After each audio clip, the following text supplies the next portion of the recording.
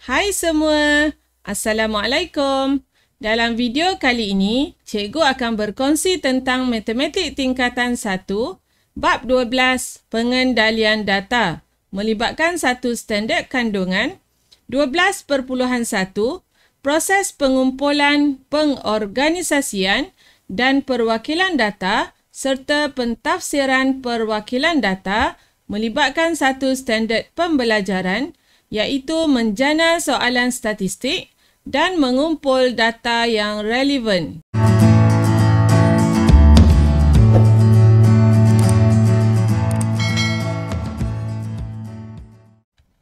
Dalam bab 12 kali ini, kita akan belajar bagaimana kita boleh mengendalikan data. Okey, bagaimana kita dapat mengumpul data? Bagi mengumpul data yang relevan, kita perlu menjana soalan statistik. Apakah itu soalan statistik? Okey, soalan statistik ialah soalan yang boleh dijawab dengan mengumpul data dan terdapat keragaman atau keboleh-ubahan dalam data tersebut. Okey, misalnya kita ada dua soalan di sini. Soalan pertama, berapakah tinggi murid dalam kelas 1 amanah? Okey. Dalam data yang kita akan peroleh iaitu jawapan kepada soalan ini, terdapat keboleh-ubahan dalam tinggi murid. Pastinya setiap murid mempunyai tinggi yang berbeza. Jadi ada yang 150 cm, ada yang 156 cm, 164 cm dan sebagainya. Apabila jawapan yang kita peroleh ataupun data yang kita peroleh berdasarkan daripada soalan tadi, terdapat nilai keboleh-ubahan, maka soalan tadi ialah soalan statistik. Okey, yang kedua, apakah makanan kegemaran murid kelas 1 amanah? Okey, terdapat keragaman ataupun kepelbagaian dalam jenis makanan kegemaran. Okey, ada murid yang meminati nasi lemak, ada yang menggemari mi goreng dan laksa dan sebagainya. Jadi apabila terdapat keragaman ataupun kepelbagaian dalam data tersebut, maka soalan itu merupakan soalan statistik. Okey, seterusnya kita lihat adakah soalan yang berikut ialah soalan statistik. Terangkan. Okey, soalan pertama, berapakah tinggi Rosmi? Okey, apabila diberi soalan seperti ini, dia merujuk khusus kepada tinggi Rosmi. Jadi, mesti hanya ada satu jawapan.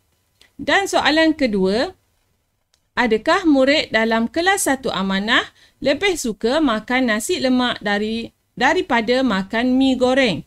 Okey, untuk soalan kedua, pastinya akan mempunyai satu jawapan sahaja, iaitu tidak terdapat nilai keboleh-ubahan ataupun nilai keragaman dalam data.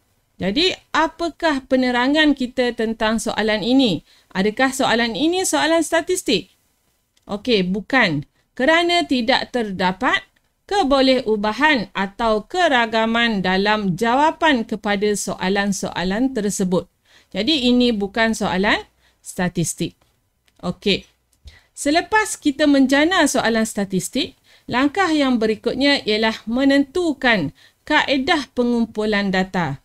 Okey, kaedah pengumpulan data terbahagi kepada 4.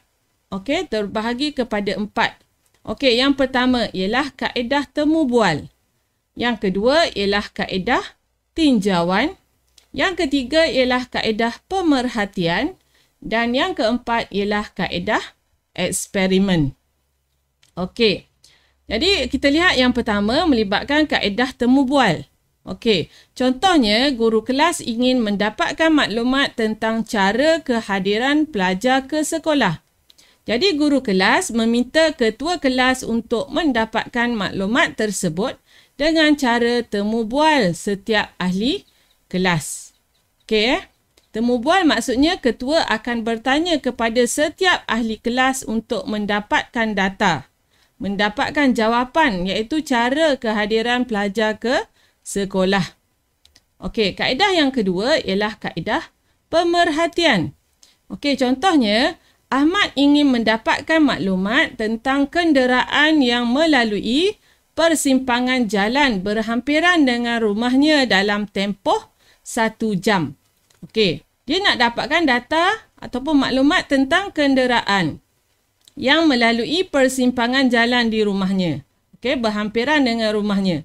Jadi, Ahmad akan berada di tepi persimpangan jalan tersebut sepanjang tempoh 1 jam bagi mengira bilangan dan jenis kenderaan yang melalui persimpangan tersebut. Jadi dia akan berada di tepi persimpangan jalan dan dia akan membuat kaedah pemerhatian dan dia akan mencatatkan bilangan kenderaan dan juga jenis kenderaan yang melalui persimpangan tersebut. Jadi ini adalah kaedah yang kedua untuk mendapatkan data ataupun untuk mengumpul data. Okey, seterusnya kaedah yang ketiga ialah kaedah tinjauan. Okey, contohnya pihak pengurusan kantin sekolah menyediakan 1 borang soal selidik tentang makanan kegemaran murid tingkatan 1 semasa pendaftaran supaya kantin dapat menyediakan makanan yang sesuai. Jadi untuk tinjauan ni melibatkan adanya borang soal selidik. Okey, contohnya borang soal selidik yang disediakan oleh kantin. Okey, dia akan tulis apakah makanan kegemaran anda. Jadi pelajar tingkatan 1, okey, murid tingkatan 1 akan menanda pada petak mengikut pilihan mereka.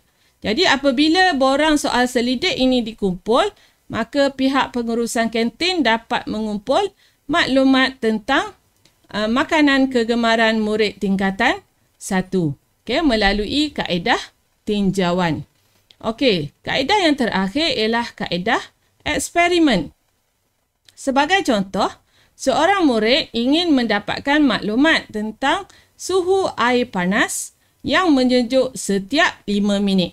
Okey, jadi pelajar ini, murid ini perlu menyediakan bahan yang diperlukan seperti air panas, termometer, jam dan juga buku catatan untuk memerhatikan ataupun untuk mendapatkan maklumat tentang suhu air panas setiap 5 minit. Jadi setiap 5 minit suhu air panas itu akan dicatatkan. Okey, kaedah eksperimen maksudnya siapa yang ingin mendapatkan maklumat dia akan melakukan sendiri dan juga mencatatkan, okey, mengikut masa yang dikehendaki.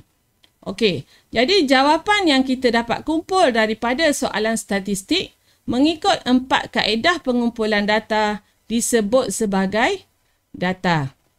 Okey, jadi cikgu harap kamu boleh faham tentang maksud soalan statistik dan juga bagaimana data itu dapat dikumpulkan melibatkan 4 kaedah yang telah kita bincangkan tadi. Seperti biasa, sekiranya ada apa-apa persoalan, bolehlah ditulis di ruangan komen. Berminat dengan video-video yang cikgu kongsikan? Jangan lupa untuk like, share, komen serta subscribe. Terima kasih.